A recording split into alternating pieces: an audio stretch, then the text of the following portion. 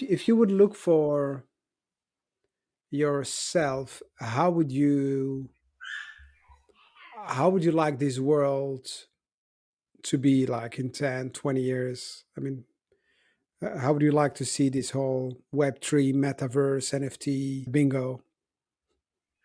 Yeah, so yeah, I think it would be great if it's not just a technology shift, but there's also a cultural shift connected to it. And that's Okay. one of the things that I recently became to appreciate by diving into it myself in a deep way.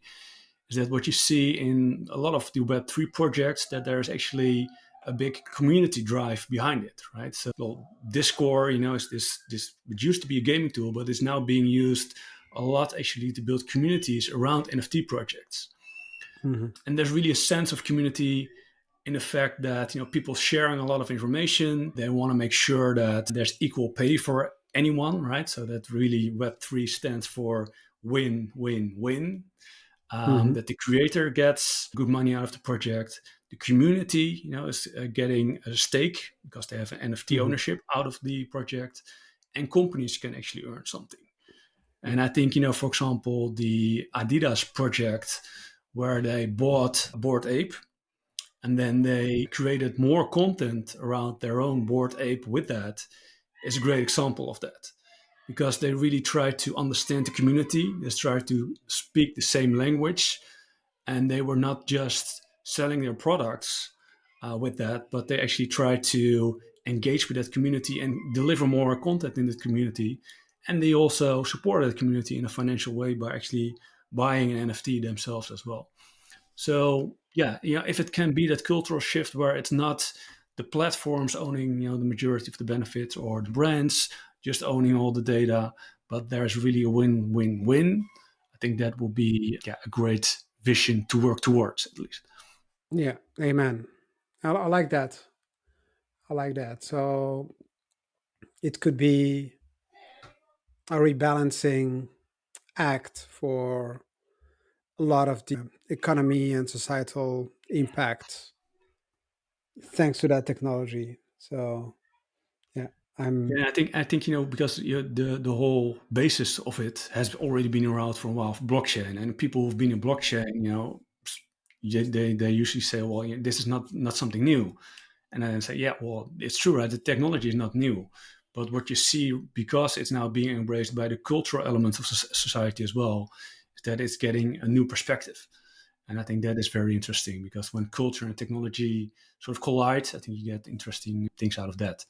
That's also because why I think that marketing is now stepping up in this NFT projects, because marketing usually is thrives from that combination of technology and culture.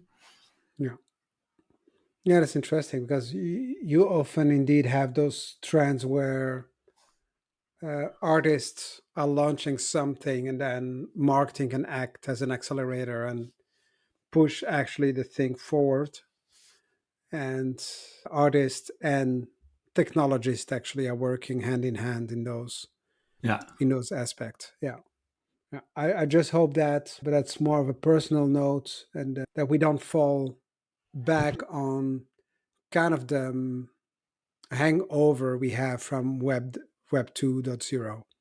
Like, Yeah. oh, it's gonna save the world, the Arab Revolution, thanks to Facebook and Twitter, and then at the end of the day, these companies went public and they're worth billion, and we see some impact of those technologies now in politic discourse in America, for example, or in other countries. So it's always a thin line, and I hope we'll go towards probably the bright side of the force.